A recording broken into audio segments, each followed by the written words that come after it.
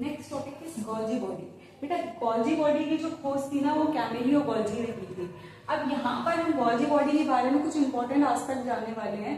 सबसे पहले आप गोल्जी बॉडी का स्ट्रक्चर देखिएगा। बेटा आपके एनसीईआरटी में कुछ इस तरीके का स्ट्रक्चर बना हुआ है। यहाँ पर आपको ये जो दिखाई दे रहा है ना, ये ट्रांजिशन रिसाइकल होता है, ठीक है। और ये जो आपको दिखाई दे रहा है ना, ये सैक लाइक स्ट्रक्चर, इसको हम सिस्टर्नी बोलते हैं। और ये वाला जो फेस आपको नजर आ रहा है, ये मैच्योरिंग फेस होता है। अब यहाँ पर अगर हम ब्रॉडली देखें तो क्या होता है बेटा, ट्रांजिशन रिसाइकल वो रिसाइकल थे जो एंडोप्लाज्मिक रेटिकुलम में बनाकर भेजे थे, ठीक है ना। ट्रांजिशन रिसाइकल के अंदर केमिकल भरा पड़ा था।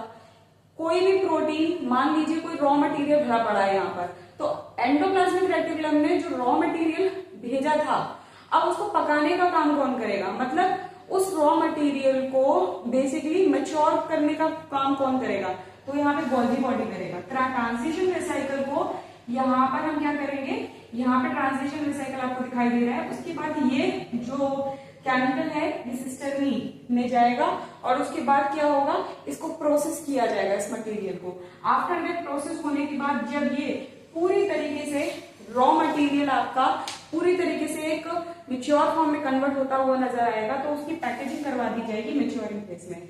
तो फॉर्मिंग फेज वो फेज होता है बेटा जहां पर काम एक्चुअली शुरुआत होने वाली है वहां से। और जो यहाँ पर आपको सिस्टम ही दिखाई दे रहा है बेटा, इसको हम functional unit of Golgi body भी कहते हैं। फंक्शनल यूनिट क्यों कह रहे हैं, क्योंकि जितना भी मटेरियल जो एंडोप्लाज्मिक रेटिकुलम ने भेजा है उसको प्रोसेस करने का काम कौन कर रहा है, वो सिस्टम ही कर रही है, तो ये फंक्शनल यूनिट है। और उसके बाद उस मटेरियल को पैक करके हम क्या करेंगे, ये इसको रिलीज करवाएंगे। ये वाला जो फेज होगा मैच्योरिंग फेज कहा जाएगा। अब जरा इसको थोड़ा डीपली पढ़ते हैं। यहाँ पर देखेंगे बेटा जो गोल्जी बॉडी होता है, आपने ये स्ट्रक्चर देखा अच्छी तरह से, ये जो है आपको न्यूक्लियस नजर आ रहा है, न्यूक्लियस से निकलता हुआ ये आपको एंडोप्लाज्मिक रेटिकुलम नजर आ रहा है। न्यूक्लियस की जो आउटर मेम्ब्रेन होती है वहां से एंडोप्लाज्मिक रेटिकुलम फैला होता है पूरे प्लाज्मा मेम्ब्रेन तक, ठीक है। अब एंडोप्लाज्मिक रेटिकुलम क्या करता है बेटा, ये रिलीज कराएगा ट्रांजिशन रिसाइकल को। ट्रांजिशन रिसाइकल के अंदर रॉ मटेरियल में केमिकल भरा पड़ा होगा। उसके बाद क्या होगा, यहाँ पे इसको सिस्टर्नी में भेजा जाएगा, which is a functional unit of Golgi body. यहाँ पर उस मटेरियल को प्रोसेस करवाया जाएगा और उसके बाद ये मटेरियल को हम कहाँ भेजेंगे, ये इस मटेरियल की गोल्जी वेसाइकल, यहाँ पे गोल्जी वेसाइकल जो होंगे यहाँ पर बनेंगे और इस मटेरियल को इन वेसाइकल के अंदर पैक करवा लिया जाएगा। तो गोल्जी बॉडी का मेन फंक्शन क्या होता है, पैकेजिंग ऑफ मटेरियल। ये मटेरियल को पैक करने का काम कर रहा है, ठीक है। उसके बाद देखेंगे यहाँ पर ये गोल्जी वेसाइकल जो होगा ये क्या करेगा, अब इस वेसाइकल के अंदर बेसिकली केमिकल भरा पड़ा है। अब वो केमिकल किसी भी फॉर्म में हो सकता है बेटा, वो एंजाइमेटिक फॉर्म में हो सकता है, ठीक। यहाँ पर आपको देखने को मिल रहा है ये जो मटेरियल है इसको हमने यहाँ पर रिलीज करवाया। अब जैसे ही ये क्या करेगा, ये वेसाइकल के फॉर्म में प्लाज्मा मेम्ब्रेन से अटैच होगा, तो ये मटेरियल गोल्जी वैक्यूल, यानी कि यहाँ पर आपको जो स्ट्रक्चर दिखाई दे रहा है प्लाज्मा मेम्ब्रेन से अटैच होता हुआ, उसको हम गोल्जी वैक्यूल बोलेंगे। ये मटेरियल को अब क्या किया जाएगा, प्लाज्मा मेम्ब्रेन के थ्रू सीक्रेट करवा दिया जाएगा। अब जिस भी सेल को जितने भी केमिकल की जरूरत है या एंजाइम की जरूरत है वो वहां से सीक्रेट हो रहा है, वो ले सकता है और अपने काम को परफॉर्म कर लेगा वहां पर, तो ये सीक्रेशन करवाएगा। यहाँ पर इस प्रोसेस को हम क्या कह रहे हैं, एक्सोसाइटोसिस। एक्सोसाइटोसिस क्यों बोल रहे हैं, सेल के बाहर सीक्रेट करवा रहे हैं मटेरियल को, ठीक है। तो यहाँ पर जितनी भी आपकी सीक्रेटिंग सेल्स होती है ना, वहां पे गोल्जी बॉडी का बहुत इंपॉर्टेंट रोल प्ले करता है। अगर सीक्रेशन नहीं होगा बेटा तो याद रखिएगा कोई भी फंक्शन परफॉर्म नहीं कर पाएगी सीक्रेटरी सेल, ठीक है। अब बात करते हैं यहाँ पर कुछ एग्जाम पॉइंट ऑफ व्यू से कुछ पॉइंट्स है वो दिमाग में रखने हैं बेटा। गोल्जी बॉडी का ये वाला जो पार्ट होता है उसको आप कॉन्वेक्स बोलते हैं या फॉर्मिंग फेज बोलते हैं या सिस फेज बोलते हैं।